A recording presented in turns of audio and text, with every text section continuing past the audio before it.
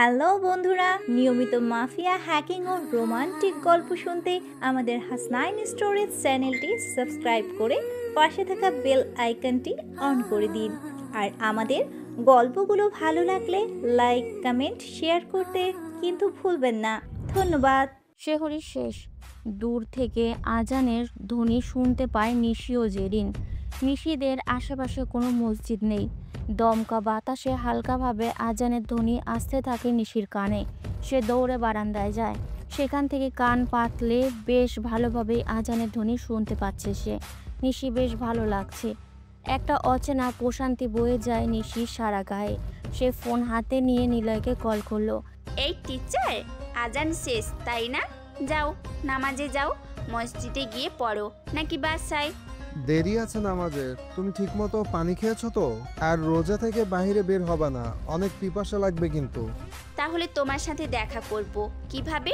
আমার তো তোমার সাথে দেখা করতেই হবে। পড়াতে তো আসবই, তখন না হয় দেখা হবে। কিন্তু সেটা তো একটু সময়ের জন্য। রোজা থেকে দেখা করতে নেই বেশি, কথাও কম বলতে হয়, তাসবিহ পাঠ করতে হয়। তুমি যদি আল্লাহর 99 নাম মুখস্থ করতে পারো অর্থসহ, তবে। তবে সেদিন আমাদের বিয়ে, রাজি? কি? হ্যাঁ বা না বলো। আচ্ছা ঠিক আছে, আগে ঠিকভাবে উচ্চারণ সহ বানান ও নামের অর্থ যদি কমপ্লিট করতে পারো তাহলে ডান। আচ্ছা মিস্টার টিচার, রেডি হন বিয়ের জন্য। আচ্ছা। এখন যাও নামাজে, আমি পড়তে বসবো। নিলয় ফোন কেটে দেয়। জেরিন আর অর্ক তখনও কথা বলছে। জেরিন বলে, সব কিন্তু তোমার উপর। কিভাবে তুমি আমাকে নিয়ে যাবে, তোমার কাছে রাখবে, সবটা তোমার ব্যাপার। আমি কিছুই করতে পারবো না, কারণ আমার কথা কেউই শুনবে না। আর যদি তুমি আমাকে না গ্রহণ করো, যদি অন্য জায়গাতে বিয়ের ব্যবস্থা করে, তাহলে সেদিন আমার লাশটা দেখতে আসবে, ঠিক আছে? চিন্তা করো না, আমি যতবার ভাইয়ের কাছে কিছু চেয়েছি সেটা আমার কাছে ঠিক সময় চলে এসেছে। সো নিশ্চিত থাকো, তুমি আমারই হচ্ছ। আচ্ছা যাও, এখন নামাজ পড়তে যাও। আমি নামাজ পড়ে শিখছি আপুর থেকে। আচ্ছা আচ্ছা। জেরিন ফোন কেটে দেয়। অর্ক নিলয়ের কাছে আসে। নিলয়ের পাঞ্জাবি পরছিল। অর্ক এসে বলে, ওই ভাইরা ভাই। কি? না মানে বড় ভাই, মানে ভাইয়া। জেরিন কি আমার লাগবে কিন্তু। জেরিন কি কোনো প্রোডাক্ট নাকি রে, যে চাইলে তোকে এনে দেব? কি বলো, কান্না করবো তো। চুপ থাক। ওই লোকটার কি খবর? ও হলো রাজের লোক, এমপি পলাশের ছেলে, রাজের চামচা। ভালো তো। চল মসজিদে, আর আমার পিসিতে না বলে হাত দিবি না। আমারও পিছে আছে। দুজন রেডি হয়ে মসজিদের দিকে যাবে এমন সময় নিলয়ের ফোন বেজে ওঠে। নিলয় বলে, এই অসময়ে আবার কে ফোন করলো? নিলয় ফোনটা হাতে নেয়। স্ক্রিনের দিকে তাকিয়ে বলতে থাকে কিছু সময়। অর্ককে বলে, নিচে নামতে থাক। অর্ক চলে যায় রুম থেকে। নিলয় ফোনটা রিসিভ করে, তারপর বলে, হয়ে যাবে, আপনাকে যা বলেছি সেটা করুন। আমি যা একবার বলি সেটা হবেই, নিশ্চিত থাকুন। নামাজে যাচ্ছি। নিলয় ফোন কেটে দেয়। তারপর দৌড়ে নিচে চলে আসে। অর্ক দাঁড়িয়েছিল। ওর সাথে করে বের হয়। গেটে দারোয়ান চাচার সাথে দেখা হয়। নিলয় বলে, চাচা, সাহেরি খেয়েছেন? হ্যাঁ বাবা, তবে ডাল ভাত খেয়েছি। এই বাড়ির মালিক তো 3 মাস হইল বেতনই দেয় না। ও আচ্ছা, চিন্তা নাই, বাজার পাঠিয়ে দেব। ডিনার করবেন ভালোভাবে। চলেন নামাজে যাই, দেরি হয়ে যাচ্ছে। আগাও আসছি। নিলয় আর অর্ক এগিয়ে যায়। দারোয়ান চাচা মনে মনে বলে, কি ভালো ছেলে এই দুটো, কত খেয়াল রাখে সবার। রাজীব আসে রাজের কাছে। রাজীবের মুখ দিয়ে রক্ত পড়ছে। রাজ বলে, কিরে তোর এভাবে মারছে কে? ওই যে নিশির বয়ফ্রেন্ড, ওর পিছু নিছিলাম, তারপর ও ধরে আমাকে মারছে। শালার অনেক জিদ। ওর একটা ছোট ভাই আছে। আমার মনে হচ্ছে ওরা সিম্পলের ভিতরে বিশেষ কিছু। পুলিশের পিটানি তো এতটা ফোর্স থাকে না। ওদের মধ্যে কিছু একটা আছে স্যার। শালাদের তোলে এনে মারতে পারলে মনের শান্তি মিটত। Wow, good idea. এটা তো মাথায় আসেনি। ওই ছেলে দুইটারে তুলে আনার ব্যবস্থা করছি। তারপর নিশিকে খবর দিতে হবে। নিশি আসবে, তারপর ওদের সেখানে মেরে ফেলবো। এটাই হবে। ওই ছেলের দুটারে আমি মারবো, আপনি নিশিকে মারবেন। এনে দেখা, যা ডাক্তার দেখা। রাজীব চলে যায়। রাস্তার লোকেদেরকে ফোন করে ডাকে, প্ল্যান বলে দেয়। সুযোগ বুঝে ওই দুটো ছেলেদের তুলে নিয়ে যেতে হবে। এদিকে রিফাত আর তার হ্যাকার টিম এখন ফারাদের থেকে বের হতে পারছে না। কারণ তারা বুঝেছে এই সব মন্ত্রীরা কালো টাকার পাহাড় জমিয়ে সেই সব টাকা সেভ করার জন্য তাদেরকে ব্যবহার করছে। ওদের থেকে নিজেদেরকে ছাড়াতে পারছে না। এই কারণ সাদেকের সেই টাকা। ওদের প্ল্যান অনুসারে সাদেকের অ্যাকাউন্ট ওপেন রাখা হয়েছিল। সেই টাকাটা অ্যানিমেস হ্যাক করে নিয়ে গেছে। সেই সবের পরে রিফাত ফারাদকে বলেছিল, স্যার আমরা এখান থেকে যেতে চাই, আমাদের এই চাকরি লাগবে না, আমরা নিজেদের মতো থাকতে চাই, প্লিজ স্যার আমাদের যেতে দেন। হুম, এখন তো সেটা হবে না, কারণ এখন তোমরা অনেক কিছুই জেনে ফেলেছ। সব ইনফরমেশন বাইরে গেলে আমাদের জেলে যেতে হবে, সেটা তো হতে দেওয়া যাবে না। আর তাছাড়া তোমাদের উপর তো কেস করা হবে, কারণ তোমরাই সাদেকের টাকা সরানোর বিষয়টা জানো। পুলিশকে বলবো এনিমাসকে তোমরা সাহায্য করো, তাই চুপচাপ কাজ করো। কিভাবে এনিমাসকে ধ্বংস করা যায় সেটা ভাবো। যতদিন না এনিমাস শেষ না হচ্ছে তোমাদের এখান থেকে মুক্তি নেই। Good bye. ফারাদ চলে যায় সেখান থেকে। রিফাত আর তার টিম ভালোভাবেই এখানে ফেসে গিয়েছে, কি করবে বুঝতে পারছে না। আলিফ বলে, স্যার আমরা এনিমাসের থেকে হেল্প নিলে কেমন হবে? কিন্তু সে কিভাবে আমাদের হেল্প করবে, আর কিভাবে বা আমরা হেল্প নিব? তার না আছে কোনো মেল অ্যাড্রেস, না আছে কোনো নাম্বার বা অ্যাকাউন্ট। কিভাবে তাকে জানাবো যে আমাদের হেল্প লাগবে? আর তাছাড়া আমাদেরকে সে কেনই বা হেল্প করবে? করবে ওই যে সিসি ক্যামেরা, আমরা এটার সিকিউরিটি ডিলিট করে দিব, এনিমাস সেটা সহজেই হ্যাক করবে। আমরা হেল্প চাইবো তার কাছে। ওকে, লেটস গো। রিফাতেরা ওদের অফিসের সব হাই সিকিউরিটি নর্মাল করে দেয়, যেন অ্যানিমেস দ্রুত ওদের সিসি ক্যামেরা হ্যাক করে আর তারা যেন অ্যানিমেসের থেকে হেল্প নেয়। এছাড়া ওদের আর কিছুই করার নেই।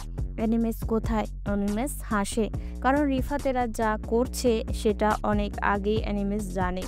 অ্যানিমেস ওদের সেট আপ রুমের সব কিছু আগের থেকে হ্যাক করে নিজের কাছে নিয়েছে। ওদের হেল্পের বিষয়টা দেখে অ্যানিমেস হাসতে থাকে। নিশি সকালে বাসা থেকে বের হয়েছে, ফুচকার দোকানে এসে বসেছে। নিশির দোকানটার পাশে বিশাল অফিস বানিয়ে ফেলেছে, এখানে ওর সব লোকেরা আসা যাওয়া করে।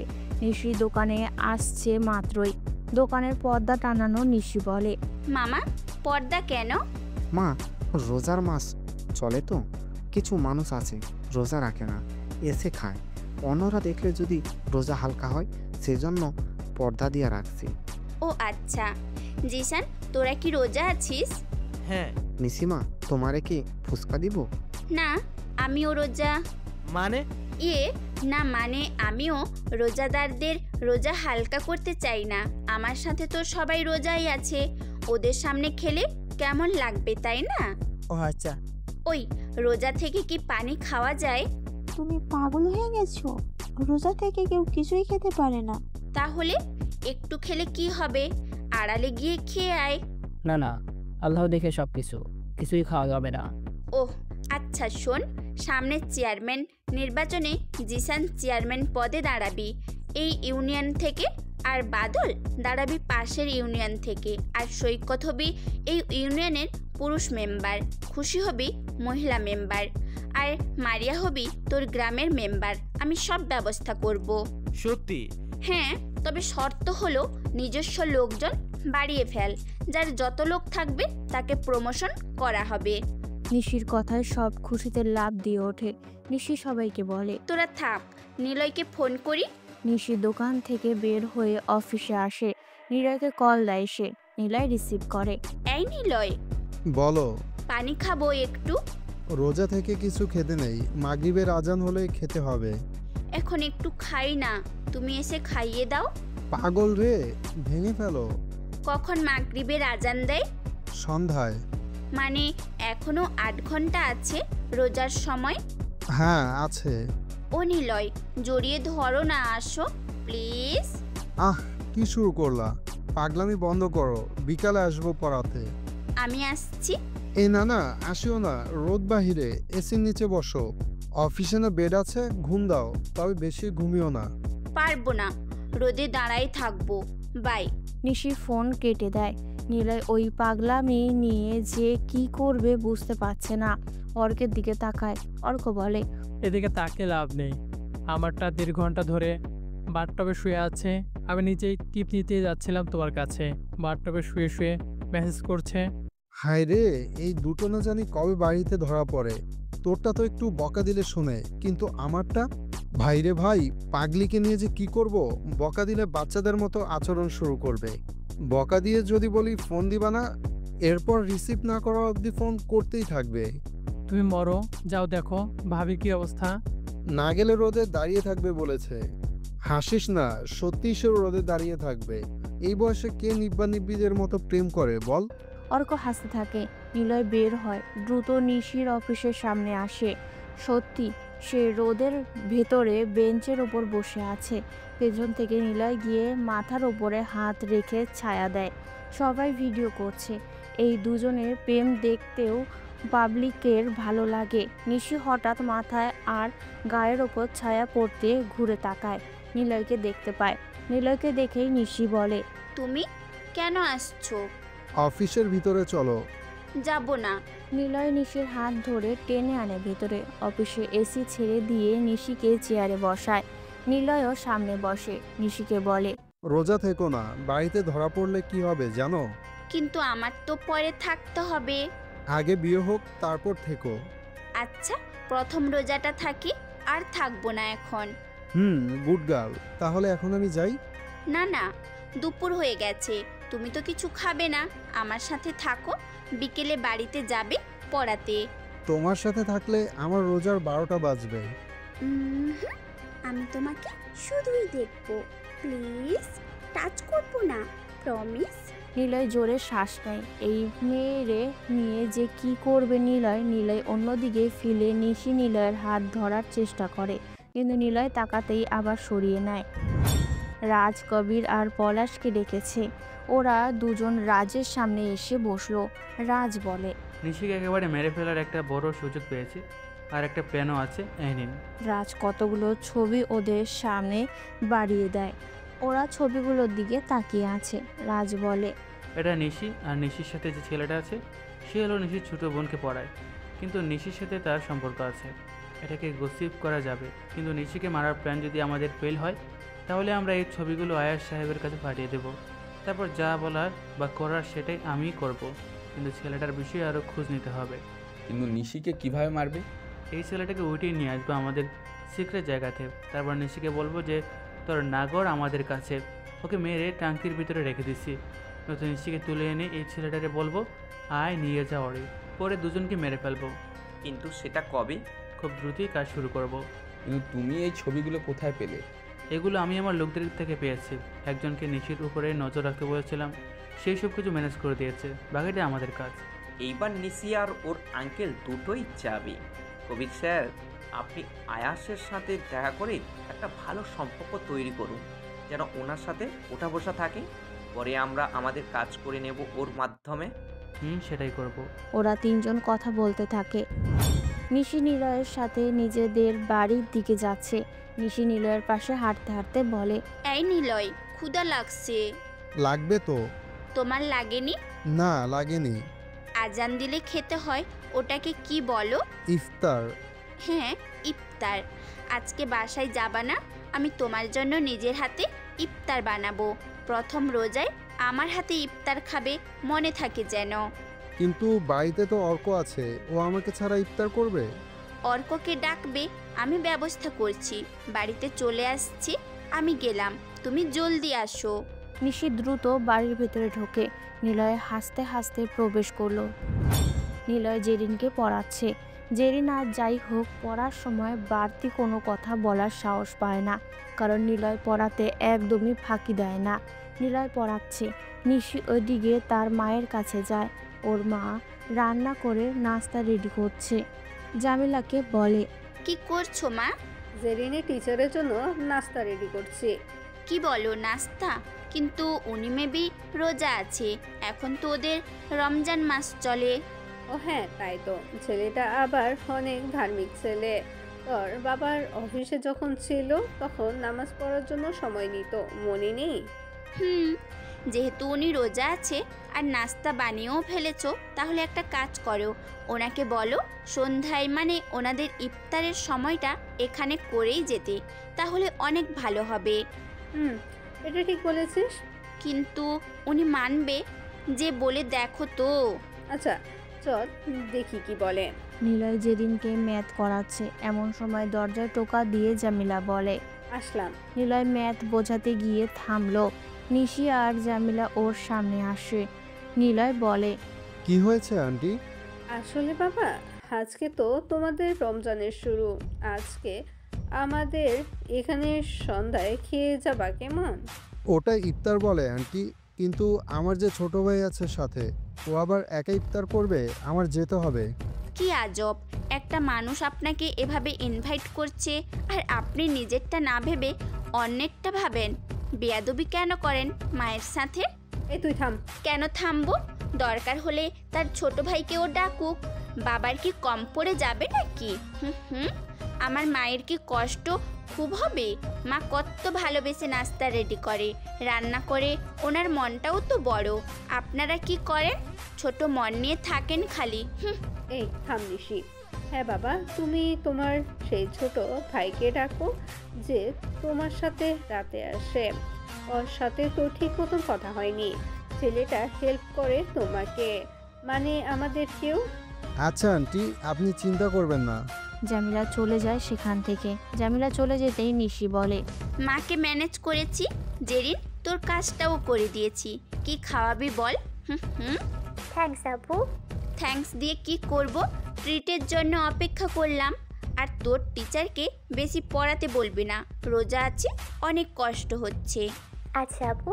নিশি চলে যাবে তার আগেই নিলয়ের কাছে আসলো। নিলয়ের কানের কাছে মুখ এনে নিশি বলল, ইফতারের আগে আমাকে কিস দিবা বলে দিলাম। ঠোঁটে লম্বা একটা কিস করবা, তারপর ইফতার করবা। এই না, এটা পরে। পরে? যাক, এতদিনে তাহলে স্বীকার করলে। যখনই চাইছি তখনই এড়াইছো। এবার পরের জন্য রেডি হও। আপু যাও, পড়ছি কিন্তু। চুপ থাকো, মনে হচ্ছে তোর টিচারকে খেয়ে ফেলছি। যা পড়।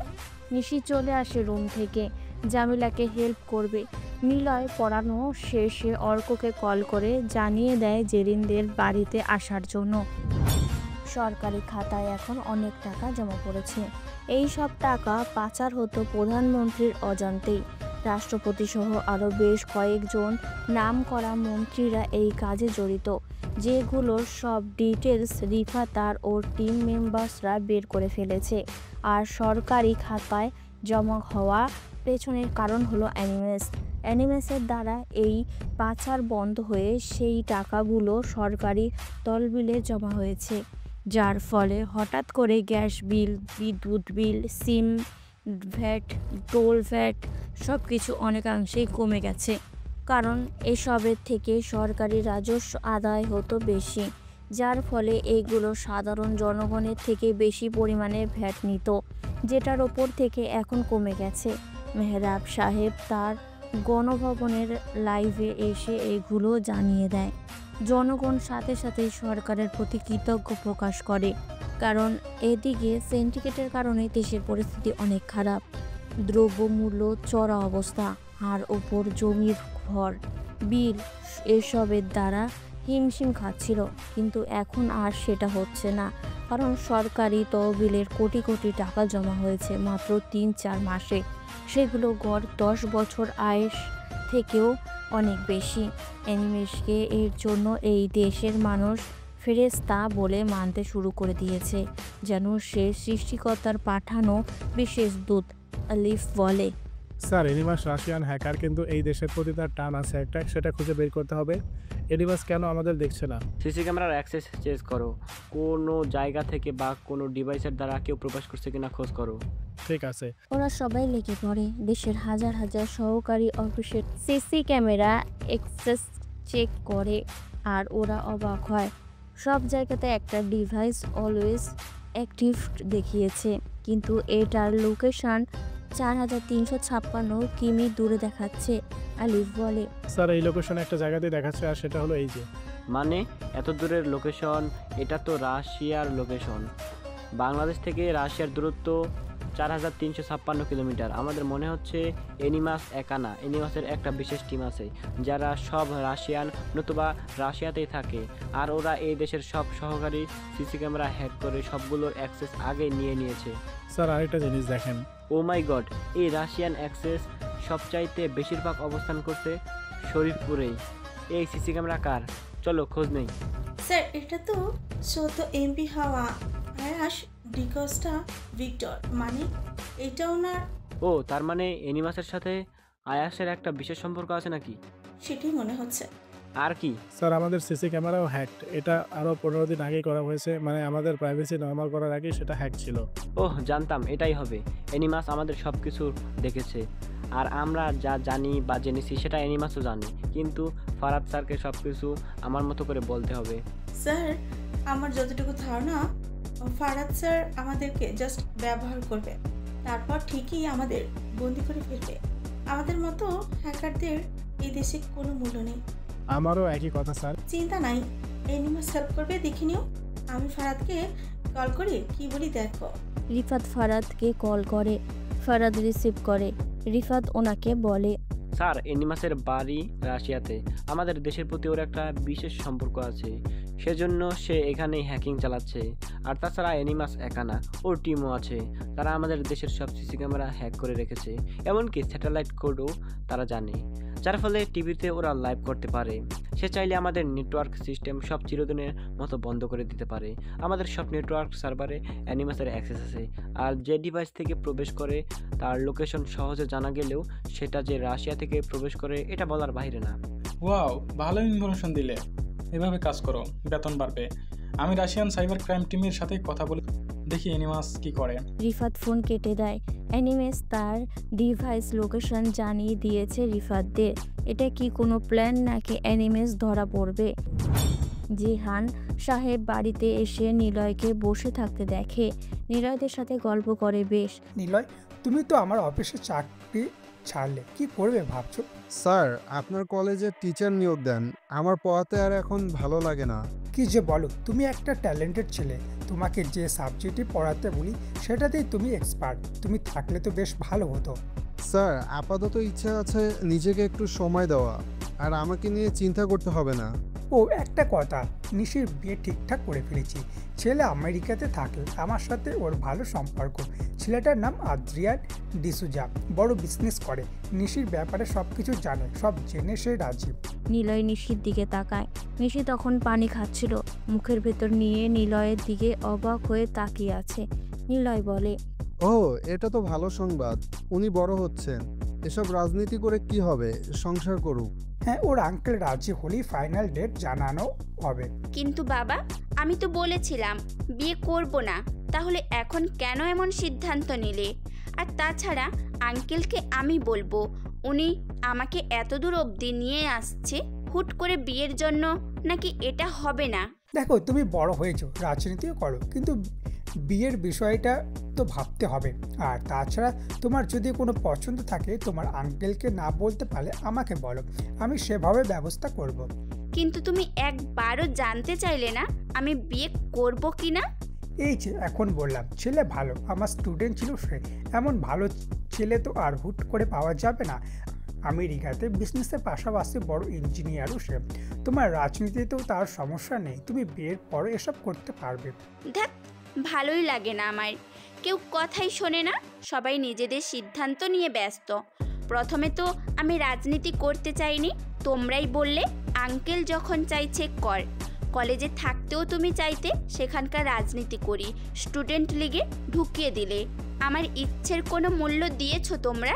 বলো, ভালোই লাগে না। আরে বাবা, কাউকে পছন্দ করলে তো বলবি, খালি আমার উপর চিল্লাস। তোর মায়ের সামনে চিল্লাতো, কথা আগে শোন। কাউকে যদি তোর ভালো লাগে, পছন্দ হয়, তাহলে আমাকে বল, আমি সেটা দেখছি। লাগবে না কারোর কিছু করার, আমি নিজেরটা নিজেই করব।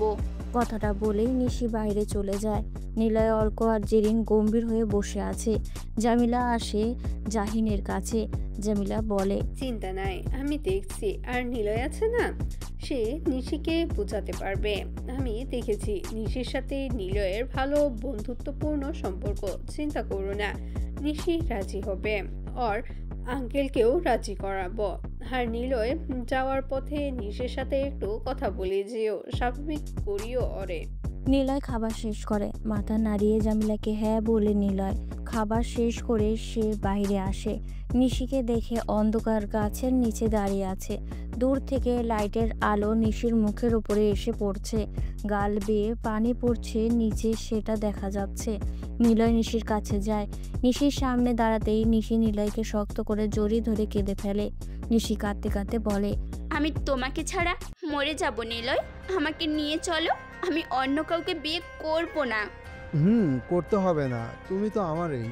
তুমি আমার আঙ্কেলকে চেনো না, উনি একবার হ্যাঁ বললে আমার কিছুই করার থাকবে না, আমি একদমই মরে যাব নিলয়। আচ্ছা চিন্তা করো না, আমি আছি তো। সত্যি আছো তো? আমার কিছু ভালো লাগছে না নিলয়, চলো আমরা পালিয়ে যাই। না, পালানো লাগবে না, আমার উপর ভরসা রাখো। আপাতত তুমি বিয়েটা যেন দেরিতে হয় সেটা করো, বাকিটা আমি দেখব। আচ্ছা এখন চুমু দাও। চুমু লাগবে? লাগবে। নিলয় আরো এগিয়ে আসে নিশির দিকে। নিশি চোখ বন্ধ করে ঠোঁট বাড়িয়ে দেয় নিলয়ের দিকে। নিলয় নিশির ঠোঁটের সাথে নিজের ঠোঁট মেলায়। দুজনে 1 মিনিট এভাবে থাকে, তারপর নিলয় সরে যায়। নিশি মুচকি হাসে, নিলয়কে বলে, অনেক ভালোবাসি, মনে রেখো, তোমার না হলে রোজ অপ্রত্যাশিত বিকেলে আমার কাফিন ফুল রাখিও। পাগলি ভিতরে যাও। নিশি চলে যায়। নিলয় ঘুরে তাকায়, অর্ক আর জেরিন দাঁড়িয়ে আছে। অর্কের কাছে আসে নিলয়। জেরিন আর অর্কের দিকে তাকিয়ে বলে, কিরে তোরা দুটো এমন করে তাকিয়ে আছিস? কোনো শোক দিবস পালন হচ্ছে নাকি? কে মরছে? ভাইয়া ভাবির বিয়ে। জিজু টিচার, আপু কিন্তু আপনাকে অনেক ভালোবাসে, অনেক বেশি। ও যে কী করবে কে জানে, কিন্তু আঙ্কেল রাজি হলে সব শেষ। চুপ থাকো, তোমরা চিন্তা করো কেন, তোমাদের বিষয়টাও দেখবো, সময় লাগবে একটু। কিন্তু কিভাবে? আপু তো চাইলেও বলতে পারছে না যে সে কাউকে ভালোবাসে। যদি বাবা বলে ছেলেটাকে, তখন যদি আপনাকে দেখাই কি হবে বুঝতে পারছেন? বাবা না হয় ম্যানেজ করলেও করতে পারে, কিন্তু আঙ্কেল তিনি মুসলিম, খ্রিস্টান বা হিন্দু এসব কিছু পার্থক্য করে দেখে। অন্য ধর্মের কোনো ছেলেকে আপু ভালোবাসতে শুনলে আপুকে আটকে রাখবে বাসায়। চিন্তা নাই, যা হচ্ছে চলতে থাকুক। আয় অর্ক। নিলয়ের হাতে ধরল। অর্ক জেরিনের হাত ধরে বলে, চিন্তা নেই, ভাইয়া যখন বলেছে চিন্তা না করতে, তার মানে তিনি সব কিছু ঠিকঠাক করে ফেলবে। অর্ক চলে যায় সেখান থেকে। রিফাতেরা পিসির সামনে বসা, ওদের মনিটরে কারো উপস্থিতি দেখা যায়। অ্যানিমেস এসেছে।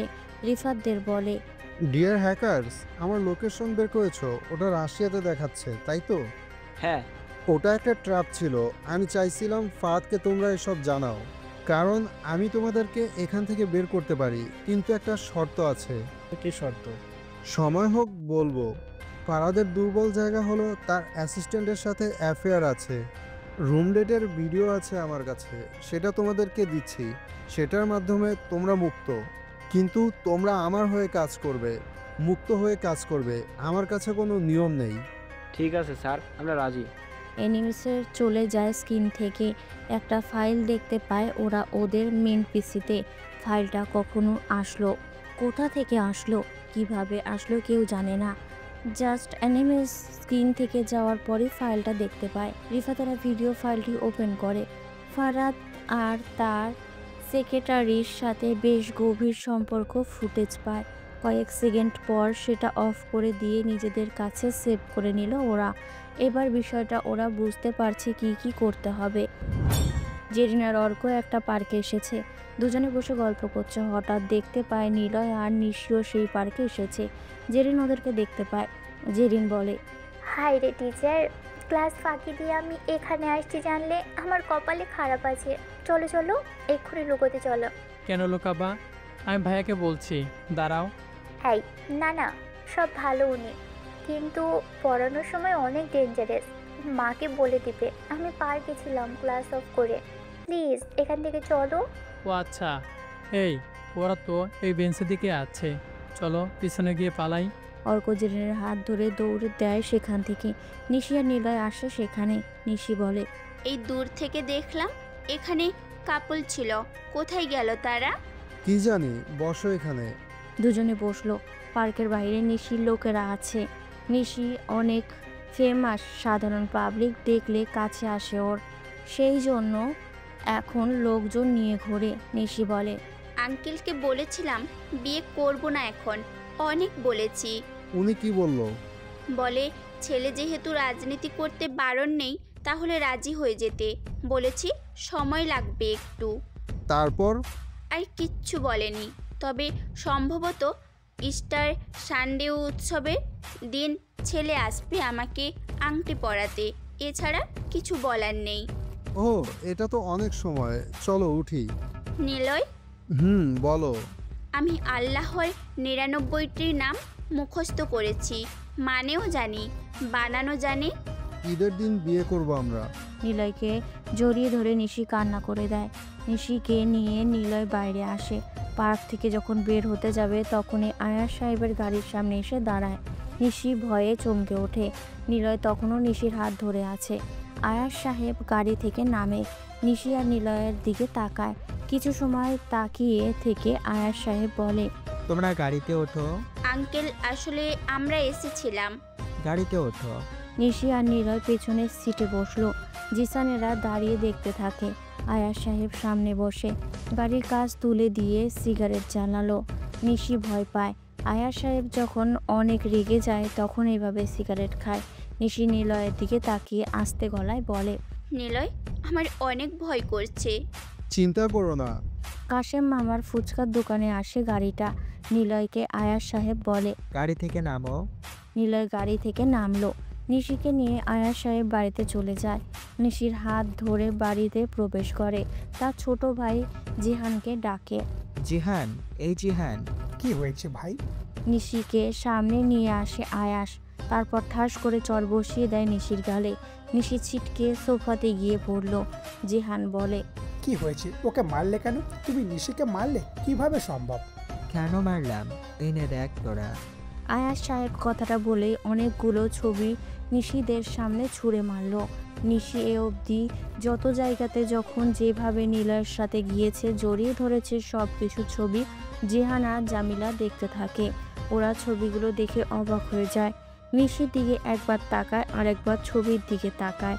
আয়াস সাহেব বলে, এই দিন দেখার জন্য আমি ওকে এত বড় করেছি, এত কিছু কার জন্য করেছি আমি?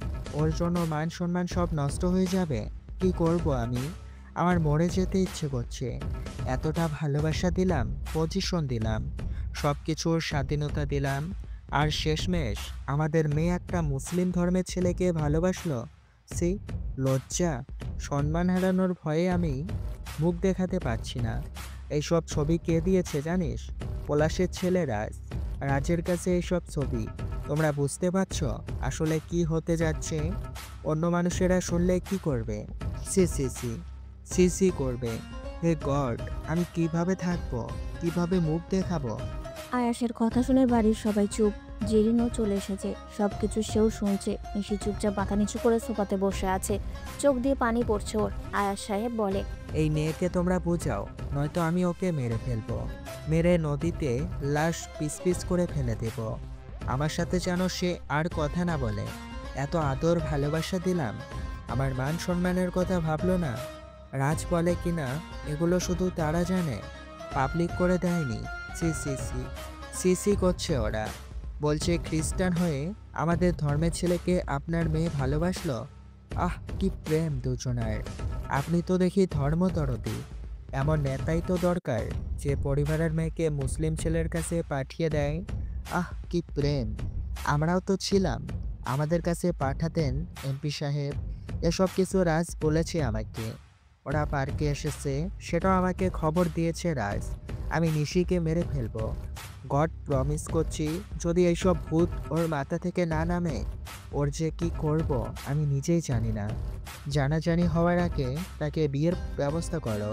আয়াস সাহেব বাড়ি থেকে বের হয়ে যায়। নিশি চুপচাপ বসে আছে। জিহান আর জামিলা সামনে সোফাতে বসলো। জিহান বলে, জানোয়ারটাকে কতটা ভালোবেসেছিলাম, বিশ্বাস করেছিলাম সে এভাবে আমাদের মান সম্মান নিয়ে খেলবে। ওটারে মেরে ফেলবো একদম। কতটা আপন মনে করেছিলাম আমরা।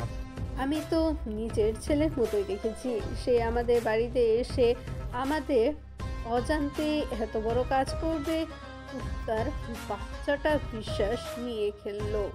মানুষ জানে কি করবে, শেষে কিনা মুসলিম ছেলের সাথে আমাদের মেয়ের রিলেশন। প্লিজ নিলয়কে কেউ গালি দিবা না, বলে দিলাম। ওর কোনো দোষ নেই। আমি তাকে প্রপোজ করেছিলাম, সে না করে দিয়েছিল। জামিলা এসে নিশির গালে একটা কষে চড় দেয়। নিশির ঠোঁট এবার ফেটে গেছে। জামিলা বলে, বেয়াদব মেয়ে, নিজের মান সম্মান তো নষ্ট করছিস, এখন আমাদেরটাও নষ্ট করতে চাচ্ছিস। মুখের উপর আবার বেয়াদবি করছিস। কত বড় সাহস! ও নিজে থেকে প্রস্তাব দিয়েছে। আমি কি করব এই মেয়েকে নিয়ে? আমি পাগল হয়ে যাব। তোমার মেয়েকে সরাও আমার সামনে থেকে। আমি নিলয়ের কাছে চলে যাব। আমি থাকবো না তোমাদের সাথে। আমি ধর্মও পাল্টাবো। এবার জিহান সাহেব বসে থাকে না, নিশিকে এসে পেটাতে থাকে। নিশির গালে গায়ে পেটানির দাগ পড়ে যায়। জিহানের মাথা কাজ করছে না। নিশির ধর্ম পাল্টাবে শুনেই মেজাজ অনেক বিগড়ে গিয়েছে ওনার। নিশিকে জেরিন ঘরে নিয়ে যায়। নিশি ঘরের দরজা আটকে নিলয়কে কল দেয়। নিলয়, ও নিলয়, আমাকে ওরা মেরে ফেলবে। নিলয় প্লিজ, নিলয় আমাকে এখান থেকে নিয়ে যাও। আমি তোমার কাছে যাব। নিলয়। নিশি, কাঁদিও না, আমি তোমাকে নিতে আসবো, একটু সময় দাও। ওরা আমাকে বিয়ে দিয়ে দিবে জোর করে। আমি নিজেকে মেরে ফেলবো। আমি তোমার কাছে যাব। নিলয়। আচ্ছা আনবো তো, অনেক মেরেছে। ব্যথা জায়গাতে বরফ দাও, ঠিক মতো খাবা। কোথায় আছো? আমি আর অর্ক রাস্তায় দাঁড়িয়ে। চিন্তা করো না, আমি আসবো। কেউ তোমাকে আমার থেকে আলাদা করতে পারবে না। আঙ্কেল তোমাকে মেরে ফেলবে। বাবা অনেক গালি দিচ্ছে। ওরা ফোন করলে ধরবা না। আমি আসবই তোমার কাছে। আমাকে কেউ আটকে রাখতে পারবে না, কেউ না। আমি জিসানদের বলে রাখছি, তোমার সাথে থাকবে। প্রয়োজন নেই, তুমি। নিলয়ের ফোন হাতের থেকে পড়ে যায়। নিশি হ্যালো হ্যালো করতে থাকে। নিলয় পেছনে ঘুরতে যাবে তখনই একটা রডের বাড়ি এসে পড়ে নিলয়ের মাথায়। নিলয় রাস্তার উপরে পড়ে যায়। কতগুলো ছেলের গলা শুনতে পায় নিশি। অর্কের চিৎকার শুনতে পায় জোরে। অর্ক জোরে ভাইয়া বলে ডেকে ওঠে। নিশি ফোন কেটে দেয়। জিসানকে কল করে। হ্যালো আপু, কি হয়েছে? সব কিছু? জিসান, কারা যেন নিলয়কে মারছে। তোরা কোথায়? এক্ষুনি যা, নিলয়কে ওদের থেকে বাঁচা। সবগুলো ছেলে পুলে নিয়ে যা। কি বলো? কে মারবে? নিলয় ভাই কোথায় আছে? গাড়ির শব্দ শোনা যাচ্ছিল, মনে হয় বাজারেই আছে। বাজারের রাস্তায় ওরা। আচ্ছা আমরা যাচ্ছি, চিন্তা করো না। বাড়িতে ঠিকঠাক আছে কিনা বলো, আমরা কি ওখানে আসবো? হারামি, তোরে যেটা বলছি সেটা কর। নিলয়ের কাছে যা, আমি এক্ষুনি আসছি। অর্ক দেখে একটা মাইক্রো গাড়ি থেকে 8 জন ছেলে নামলো। মুখে কাপড় বাঁধা। নিলয়ের মাথা ফেটে রক্ত বের হচ্ছে। নিলয়ের দিকে ছেলেগুলো আসতে থাকে। অর্ক যে একটা ছেলের বুকে সোজা লাথি দেয়।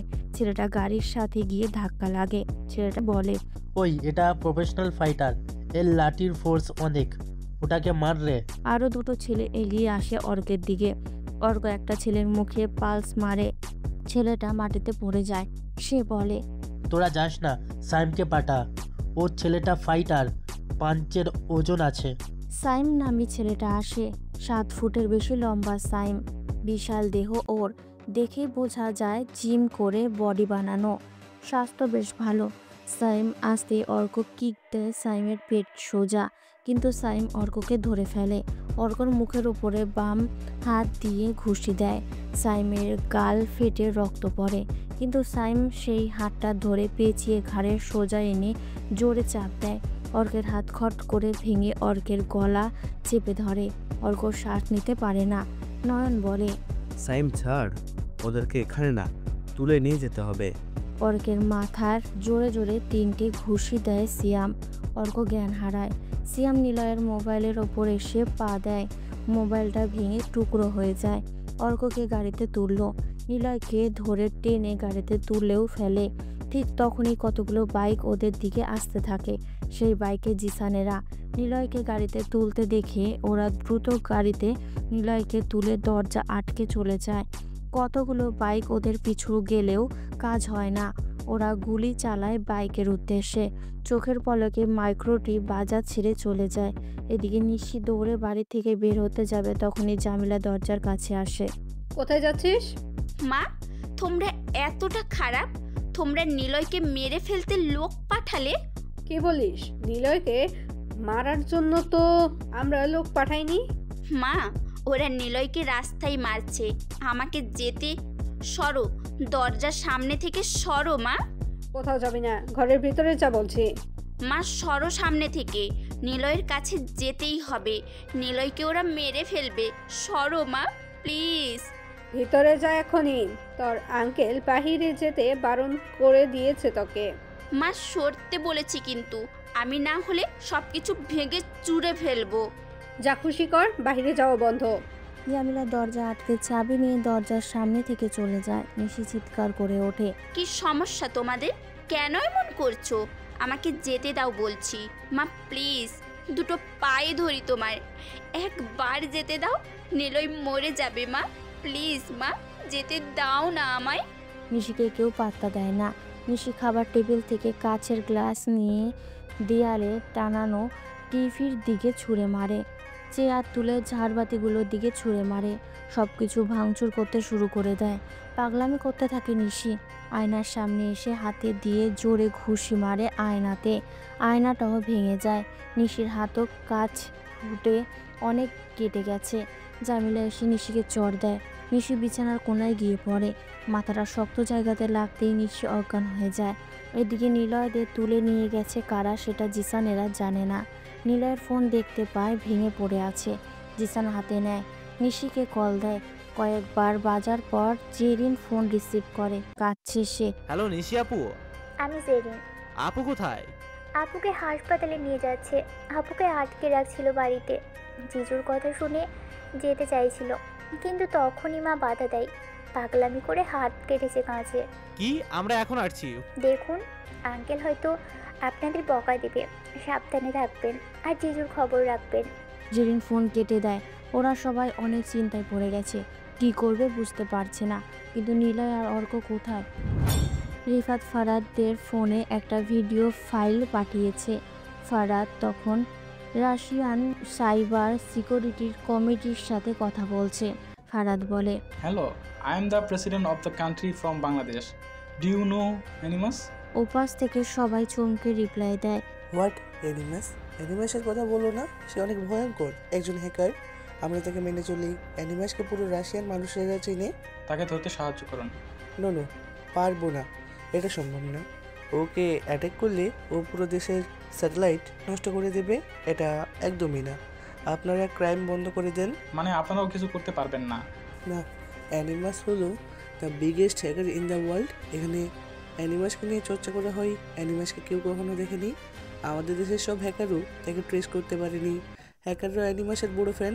কোনো হ্যাকার অ্যানিমাসের বিরুদ্ধে কোনো কাজ করে না, তারা ওকে গুরু হিসেবে মানে। আমরা খুবই ঝামেলাতে আসছি। অ্যানিমাসের সাথে বন্ধুত্ব করুন। ও কোথাকার হ্যাকার কেউ জানে না।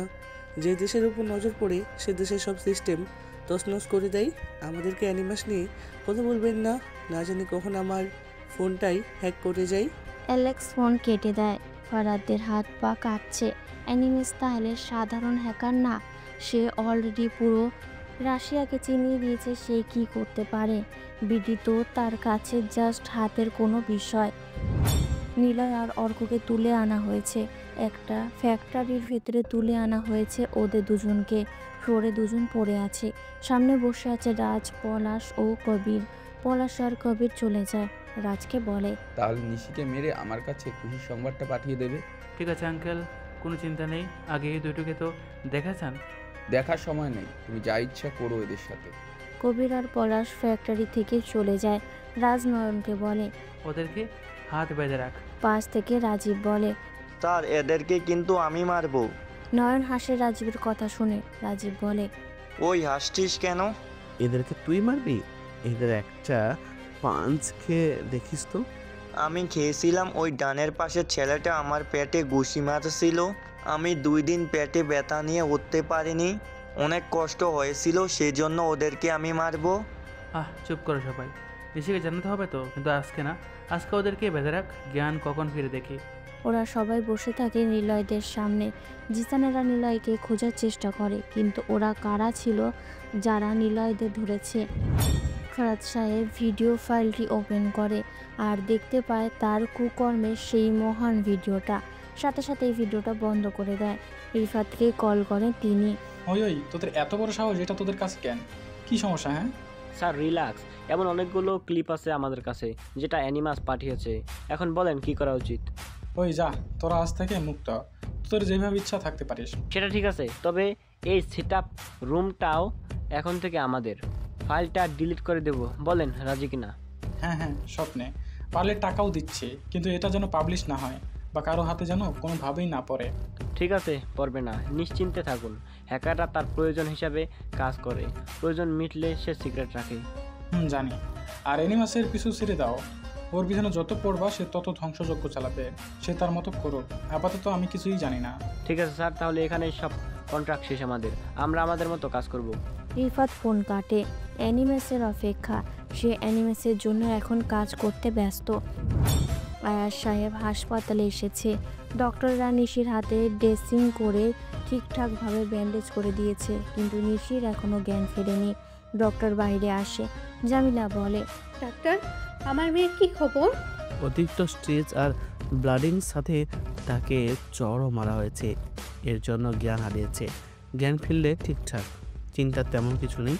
আর তাছাড়াও অনেক বেশি ব্রেনের চাপ পড়েছে, তো তাই খেয়াল রাখবেন যেন এমন চাপ না পড়ে বেশি, তাহলে সমস্যা। ডক্টর চলে যায় সেখান থেকে। আয়াস সাহেব জিসানদের কাছে আসে। জিসানেরা আয়াসকে দেখেই সোজা হয়ে দাঁড়ায়। তোমরা না নিশির লোক? নিশি এরকম কিছু করলো, তোমরা তার সাথে দিলে কেন? তোমরা জানো না নিশি খ্রিস্টান আর নিলয় মুসলিম? হ্যাঁ, কিন্তু নিশি ম্যাম নিলয়কে শাট আপ। কিসের ভালোবাসা? ওদের ভালোবাসা আমি কখনো ঠিক থাকতে দেব না। স্যার, তাই বলে আপনি নিলয়কে মেরে ফেলতে লোক পাঠালেন? কি বলো? হ্যাঁ, আমি কেন লোক পাঠাবো? আমি নিলয়কে এত জলদি তো মারবো না, আর আমি ঝামেলা চাই না। নিলয়কে ডেকে সমাধান করে নিতাম, তাকে কেন মারবো? তোমার কি মাথা খারাপ? যদি নিলয়কে আমি মারতে চাই, নিশি সেটা জানলে কি হবে? হ্যাঁ, সে আমার কথা কখনো শুনবে না। এই রাজনীতি বোঝো না? তাহলে নিলয়কে কারা তুলে নিয়ে গেছে? নিলয়ের রক্ত পড়ে আছে রাস্তায়, ওকে গাড়িতে তুলে নিয়ে যেতে দেখেছি। ওরা কারা ছিল? কারা নিলয়কে মারতে চায়? যদি আপনি করেন তাহলে এটা কিন্তু অনেক খারাপ হবে। নিশিকে সবটাই বলবো। নিশির আশেপাশে যেন তোমাদের না দেখি। আয়াস সাহেব কথাগুলো বলেই সেখান থেকে চলে যায়। জিসানেরা সবাই একসাথে নিলয়কে খোঁজার চেষ্টা করে। জিসানেরা ভাগ হয়ে নিলয়কে খুঁজতে চলে যায়। এই দুইটা ছেলে কারোর সাথে কোনো ঝামেলাতে জড়ায়নি। সব ধরনের খবর জিসানেরা বের করেছে। তাহলে এদেরকে তুলে কে নিয়ে যেতে পারে? নিশিও তো জ্ঞান ফিরছে না। হচ্ছেটা কি এমন হঠাৎ করেই? জিহান সাহেব জামিলার পাশে বসলো। কি করবে জিমি? নিশি কেন এমন করলো? সে শেষমেশ একটা মুসলিম ছেলের পাল্লাতে পড়লো, কখনো ভাবিনি এটা হবে। শোনো, একটা আইডিয়া দেই। নিলয়কে ডাকবা। নিলয় এমনিতেই ভালো ছেলে, এমন ছেলে পেলে আমরা নিশ্চিত হ্যাপি। কিন্তু তাকে রেখে বলবা যে খ্রিস্টান ধর্ম গ্রহণ করতে। নিলয় এটা করবে না, কিন্তু নিশি ঠিকই মুসলিম ধর্ম নিয়ে ফেলবে। নিশিকে সামনে রেখো, জ্ঞান ফিরলে কিন্তু পাকলামি শুরু করবে। দেখা যাক কি হয়। নিশির জন্য সবাই বসে আছে। নিশি তখনও জ্ঞান ফেরেনি। নিলয়ের জ্ঞান ফিরেছে, একটু একটু করে নড়তে পারছে সে। মাথার পেছনটাতে এতটা জোরে বাড়ি দিয়েছে নিলয় একদমই বুঝে উঠতে পারেনি।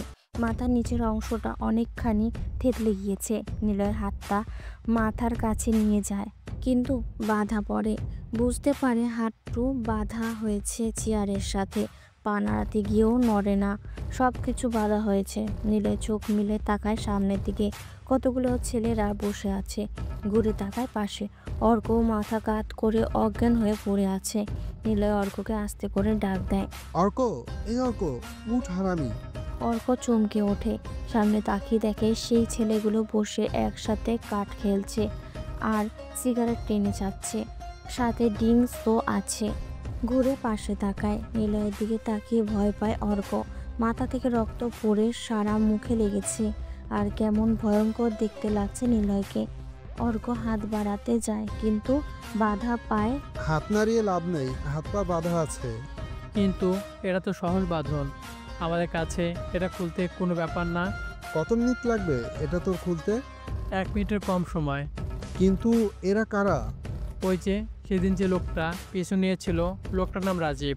আগে কাশেম মামার ফুচকার দোকান ছিল তার, মানে এটা আগে বিরাট বড় রেস্টুরেন্ট ছিল, কিন্তু নিশি ভাবি ওই রেস্টুরেন্টের বিরিয়ানিতে কুকুরের মাংস পায় আর বাসি পচা খাবার পায়, যার কারণে বন্ধ করে দেয় ওই রেস্টুরেন্ট।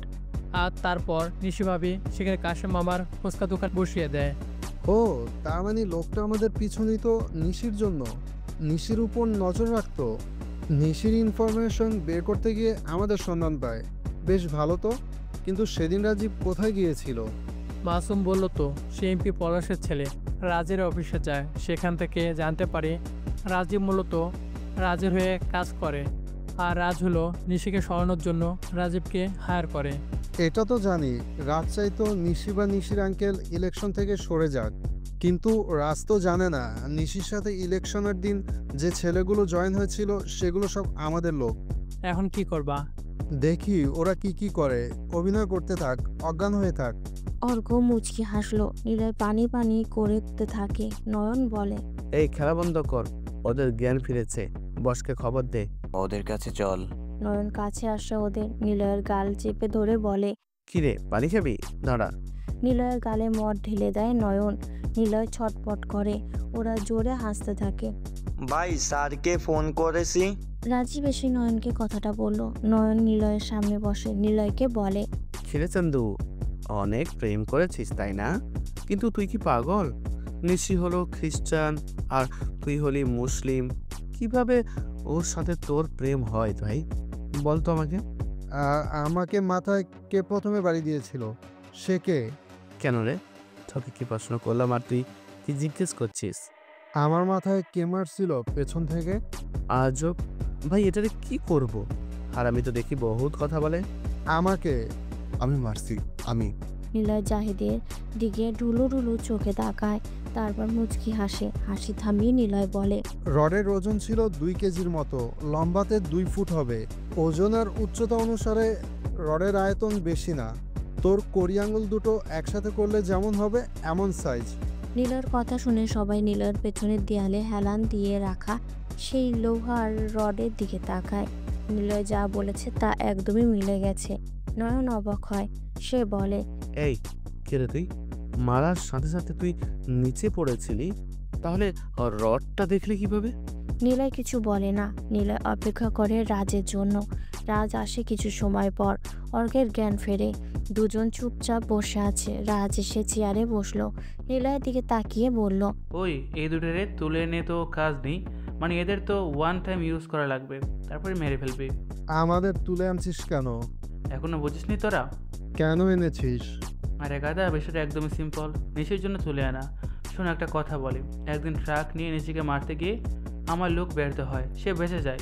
নিশিকে তো আমরা মারতে চাইতাম, কিন্তু সময় সঠিক প্ল্যানের অভাবে সেটা সফল হচ্ছিল না, কিন্তু এবার সেটা সম্ভব হয়েছে। নিশির দুর্বল জায়গায় খুঁজে পেয়েছি আমরা, আর সেটা হলো তুই। প্ল্যানটা হলো তোকে তুলে আনা, তারপর নিশিকে কল করে বলবো তোকে তুলে আনছি, নিশি আসবে, তোর সামনে নিশিকে মারবো, তারপর তোকে মারবো, বুঝেছিস? ভাই প্লিজ, নিশিকে তোমরা কিছু বলো না, আমাকে মেরে ফেলো। আরে প্রেমিক পুরুষ, বেচারা ভালোবাসার জন্য নিজে মরতে চাচ্ছে। তুই গাদা আয়েসকে চিনিস না, তাই এমন করছিস। শালা একটা ফায়দাবাজ মানুষ, তোর মারাতেও ওদের কিছু আসে যায় না, আর তুই ওদের জন্য মরতেও চাস। ভাই প্লিজ, নিশিকে কিছু বলবে না। আবে চুপ কর। ওরা নিলয়কে আগেই গালি দিতে থাকে। এদিকে নিশির জ্ঞান ফেরে। নিশি চোখ খুলে তাকাতেই নিজেকে হাসপাতালে দেখে। হাতে স্যালাইন চলছে। নিশি সেটা টান দিয়ে খুলে উঠে বসলো। নিলয় বলে চিৎকার করে ওঠে। জামিলা আর জেহান পাশেই ছিল। নিশি চিৎকারে লাফ দিয়ে ওঠে। নিলয়, আমি নিলয়ের কাছে যাব, নিলয়কে ওরা মেরে ফেলবে। নিশি চুপ কর তুই, এটা হাসপাতাল, আমরা সবাই আছি। এই যে দেখ। ছাড়ো আমাকে, আমার ফোন কোথায়? ফোন আছে, আগে তুই শান্ত হ। ফোন দাও বলছি, এক্ষুনি ফোন দাও। জামিলা বেগম জিহানের দিকে তাকায়। জিহান ইশারায় নিশিকে ফোন দিতে বলে। জামিলা বেগম ফোন দেয় নিশির কাছে। নিশি নিলয়ের নাম্বারে ফোন করে, কিন্তু সেটা বন্ধ পায়। নিলয়ের নাম্বার বন্ধ কেন? কি করেছো তোমরা? সত্যি করে বলো, কি করেছো ওর সঙ্গে? আমরা কিছুই করিনি। নিলয়ের নাম্বার বন্ধ কেন, কিভাবে বলবো? নিশি জিসানদের ফোন করে। ওরা হাসপাতালের বাইরে ছিল। নিশির কল পেয়ে রিসিভ করে জিসান। কোথায় তোরা? কেবিনে আই এক্ষুনি। নিশি কল কাটে। দৌড়ে ওরা 5 জন রুমের ভেতরে প্রবেশ করে। নিশিকে সুস্থ দেখে ওরা কেঁদে ফেলে, কিন্তু নিশির চোখ মুখের অবস্থা কেমন যেন। নিশির অবস্থা বেগতিক। জিসানকে প্রশ্ন করে, নিলয় কোথায়? নিলয়ের খোঁজ পেয়েছিস তোরা?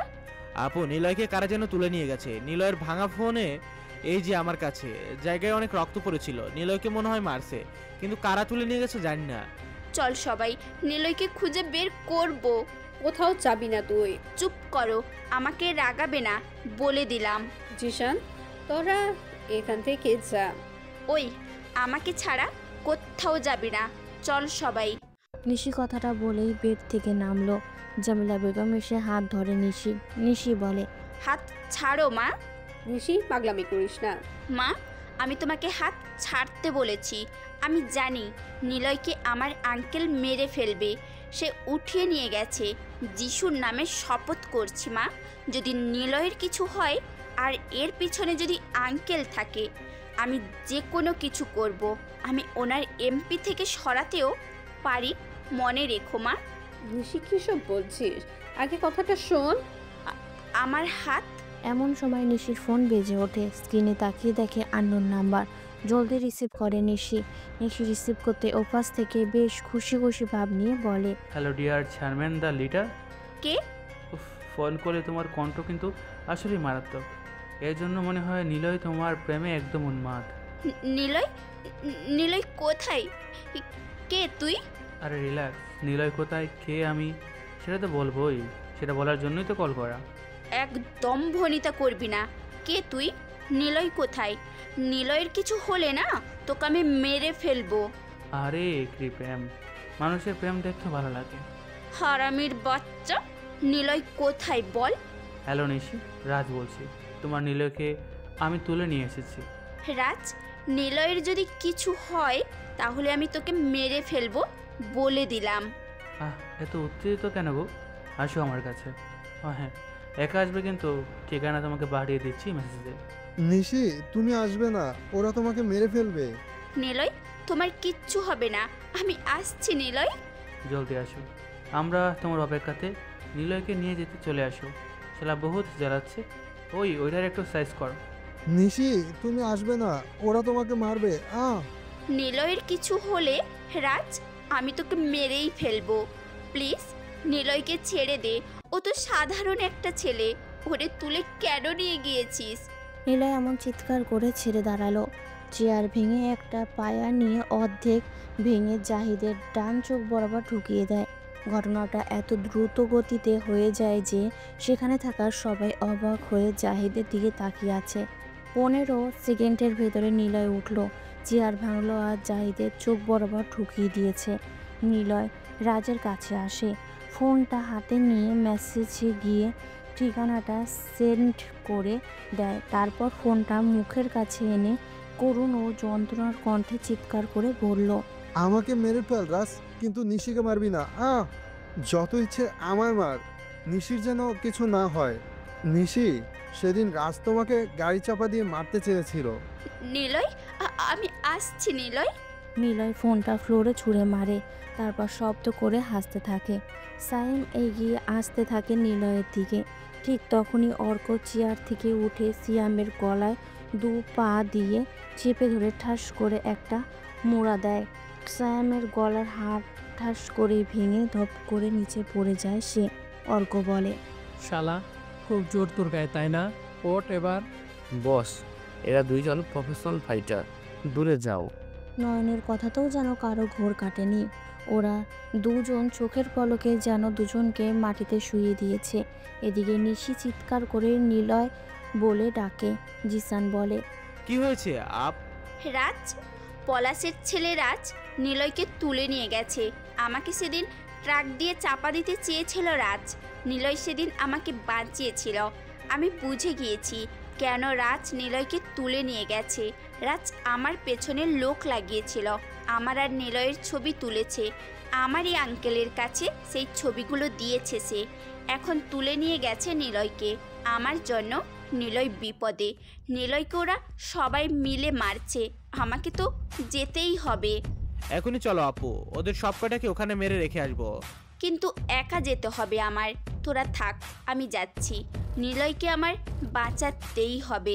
নিশি বাইরে যেতে থাকে, কিন্তু জামিলা এসে নিশিকে আটকায়। নিশিকে বলে, এখন তোকে মোটেও যেতে দিব না। উফ মা, সরো তো সামনে থেকে, ভালো লাগছে না এসব। জিসানদের সাথে নিবি, ওদের দূরে রাখবি, কিন্তু একা যেতে দিব না। হ্যাঁ আপু, আমরাও আসি। আচ্ছা বেশ। এরপর ওরা বের হয়ে পড়ে। জামিলা জেহান ও জেরিনের চিন্তায় বাঁচে না। অর্ককেও তুলে নিয়ে গেছে রাজ। জেরিনের কষ্ট হচ্ছে, কিন্তু সে কিছু বলতে পারছে না, খালি জামিলাকে জড়িয়ে ধরে কান্না করছে। ওর মা ভাবে ওর আপুর জন্য জেরিন কাঁদছে। কে তুই? কাছে আসবে না একদম। রাজ ভয়ে নিলয় থেকে দূরে সরে যায়। নিলয় শব্দ করে হাসতে থাকে। নিলয় এগিয়ে গিয়ে মদের বোতল হাতে নিয়ে বলে, এটা অ্যাপেল ওয়াইন বা অ্যালারবেরি ওয়াইন। এটা আঙুরের রস, ইস্ট, আপেল এবং জামের গাজন দ্বারা বানানো হয়েছে। ইথানল নামক অ্যালকোহল থাকে মদে, যদিও আরও অনেক রকম অ্যালকোহল আছে। মদে অ্যালকোহল ছাড়াও চিন, শস্য ও ফলের গাজনকৃত উপাদান থাকে। স্বাদটা ভালোই ছিল, ভালোই পুরনো মাল। বোতলের বয়স 1 বছর হয়ে গেছে, এজন্য স্বাদটা বেশ চমৎকার। নিলয় মদের বোতল হাতে নিয়ে সেটার দিকে তাকিয়ে সব ডিটেলস বলে দিচ্ছে। কে নিলয় নয়ন শিমুলকে ইশারা করে নিলয়কে মারতে। অর্ক চেয়ারে বসলো, কারণ অর্কের কিছু এখন করার নেই। নিলয় ওদের জন্য একাই যথেষ্ট। শিমুল দৌড়ে আসে নিলয়ের কাছে। নিলয়ের হাতে থাকা মদের বোতলটা শিমুলের মুখের ওপরে নিয়ে জোরে বাড়ি দেয়, আর সাথে সাথে কাঁচগুলো ফেটে শিমুলের চোখে মুখে সবখানে কাঁচ ফুটে যায়। শিমুল সেখানেই মারা যায়। নিলয় টেবিলে থাকা তাসের কার্ডটা হাতে নেয়, তারপর বলে, প্লাস্টিকের কার্ড 52টা আছে। 29 কার্ড বা কলমেরিজের থেকে হাজারিটা বেশ ভালোই লাগে। নিলয় কার্ডগুলো হাতের মধ্যে নিয়ে একসাথে শক্ত করে ধরলো। তুহিন নামে ছেলেটা সেই লোহার রড নিয়ে এসে নিলয়ের মাথায় আবারও মারতে যাবে। ঠিক তখনই নিলয় একটু ঘুরে সরে এসে তুহিনের পেছন থেকে গলা চেপে ধরে। গলা চেপে ধরতেই তুহিনের মুখটা হাঁ হয়ে যায়, আর তখনই নিলয় তুহিনের মুখের ভেতরে সবগুলো কাঠ পুড়ে মাটিতে ফেলে দিয়ে সেই কার্ডের ওপরে দাঁড়ায়। তুহিনের চোয়াল ফেটে রক্ত বেরোতে থাকে। সে সেখানেই দম আটকে মারা যায়। কি সাংঘাতিকভাবে মারছে নিলয় ওদের। এই তুই কি সাইকো নাকি? তোর ভিতরে কি একটু মায়া দেওয়া নেই? মারিস না আমাদের, আমরা চলে যাচ্ছি।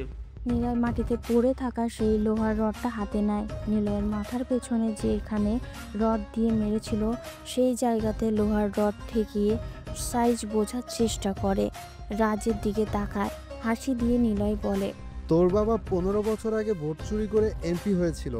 তোর যে বড় ভাই আছে, ওর নাম জানিস? ওর নাম হলো তন্ময়। সে 15 বছর আগে এমপি সুজয়কে মেরেছিল। তারপর তোর বাবা তন্ময়কে দেশের বাইরে পাঠিয়ে দেয়। তোর তো মা নেই। তোর মায়ের লাশ তোর বাড়ির পেছনে একটা শিমুল গাছ ছিল, সে গাছে ঝুলানো ছিল। কে মারছিল জানিস? তোর বাবা নিজেই। সেই গাছটা পরে কেটে দিয়ে সেখানে ফুল বাগান করেছে। তুই কে রে? এত কিছু জানিস কিভাবে? তোর ভাই তন্ময় আমেরিকাতে নাম পাল্টে নিশির আঙ্কেলকে নাম বলেছে আদ্রিয়ান ডিসুজা। সালাই বহুত হারামি। ওটাকে তো পাচ্ছিলাম না এতদিন। আমি এর জন্য অপেক্ষা করছি, তোর ভাই কবে নিশির জন্য দেশে আসবে। তোর বাবা সব জানে। তোর বাবার কথা মতো তন্ময় খ্রিস্টান নাম দিয়ে নিশির বাবার সাথে যোগাযোগ করেছে, যাতে নিশিকে সরাতে পারে, তারপর আয়াসকেও সরাতে পারে। এরপর আবার সে নিজেই ক্ষমতায় আসতে চায়। তোর বাবা বোকা সাজে, বুঝলি? কিন্তু তোর বাবা এতটাও বোকা না। তুই কি ভাবছিলি তোর বাবা তোর বুদ্ধিতে চলে? বোকাচন্দ্র, এটা জানিস না, তোর বাবা তোকেই ব্যবহার করেছে। এটা রাজনীতি। রাজনীতির মাঠে সবাই লিডার হতেই আসে। ভাইয়া দেরি হয়ে যাচ্ছে তো, নিশ্চিতভাবে চলে আসবে। গেমটা শেষ করো। ওদেরকে বলনি এখনই যে ওরা আমাদের কিডন্যাপ করেনি, বরং আমরা নিজ থেকে কিডন্যাপ হয়েছি।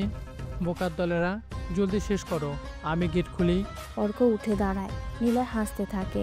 টেবিলের ওপর থেকে পিস্তলটা হাতে নেয় নিলয়, তারপর সবগুলোকে মারতে শুরু করে। রাজ শুধু চেয়ে আছে। অর্ক বাইরে চলে আসে। নিলয় বাইরের দিকে তাকিয়ে আছে। রাজ নিলয়কে পেছন থেকে এসে মারে। নিলয় পড়ে যায়। রাজ আবারও এসে নিলয়কে মারতে শুরু করে। অনেক মারে রাজ।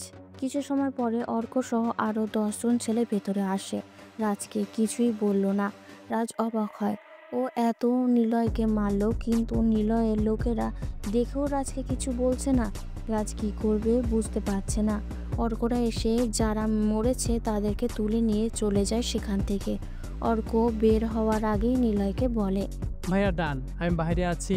নিলয়দের বাকি লোকেরা চলে গেছে রাজের লোকেদের নিয়ে। অর্ক গেটের সামনে পড়ে আছে, চোখে মুখে সারা গায়ে রক্ত মাখিয়ে নিয়েছে সে। এমন সময় কতগুলো বাইক আসে সেখানে। নিশিরা এসে গেছে। নিশি বাইক থেকে নেমে দৌড়ে আসে গেটের দিকে। গেটে এসে দেখতে পায় অর্ক পড়ে আছে। নিলয় চিৎকার করে জিসানকে ডাকে, জিসান এদিকে আয়, সবাই আয়। নিশির হাতে পিস্তল। অর্ককে টেনে তোলে।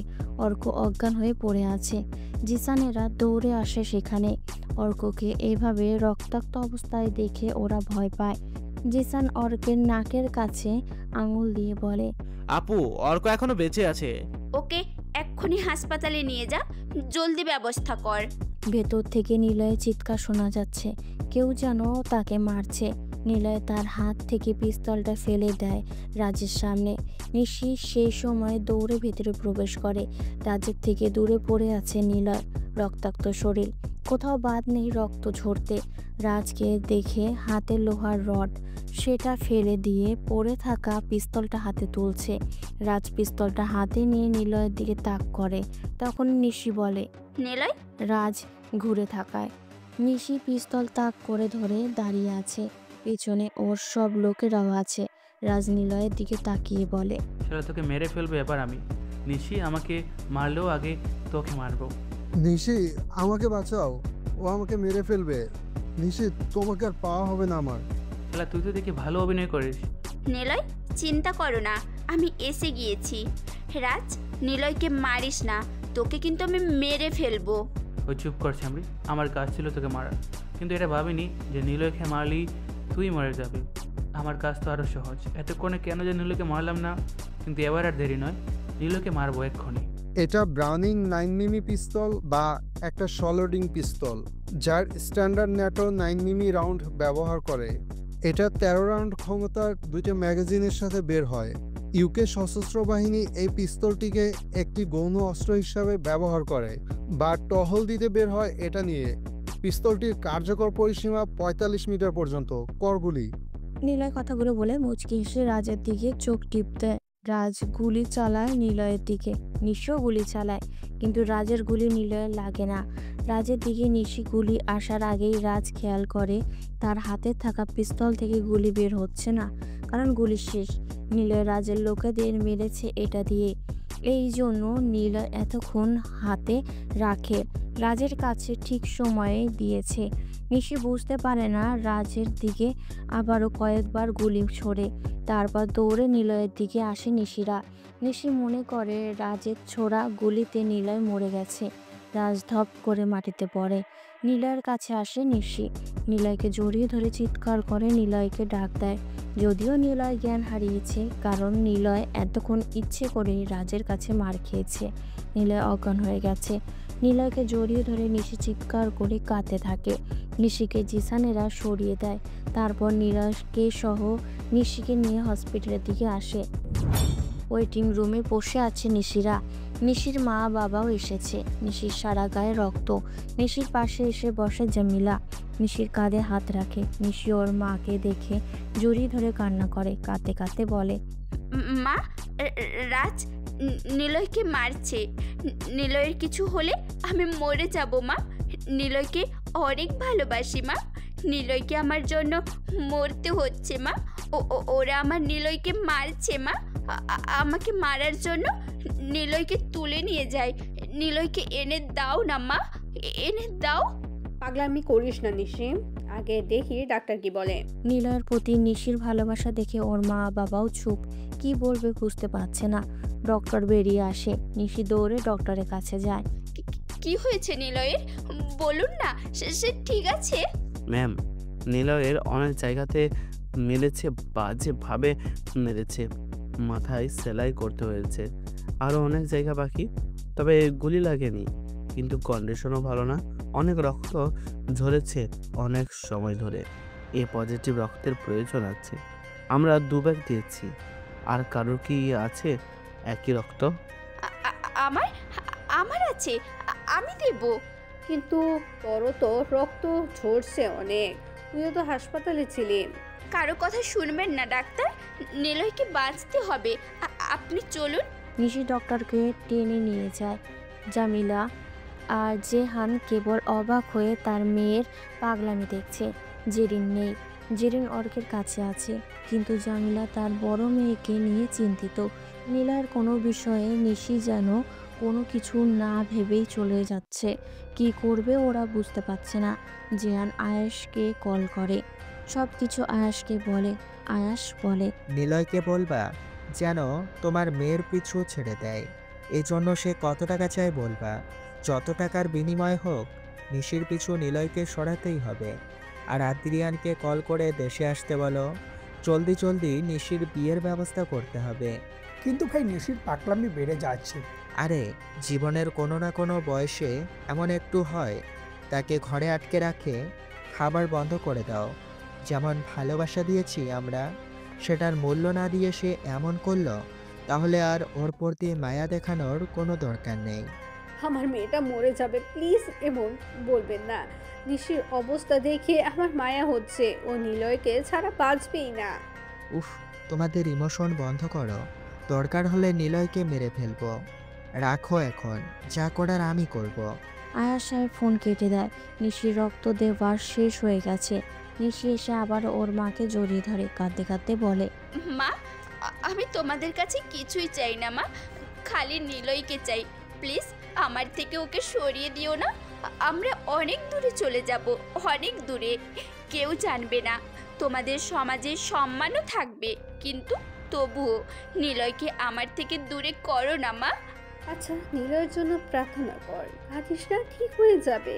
প্রার্থনা? হ্যাঁ, ঠিক বলেছ, আসছি আমি।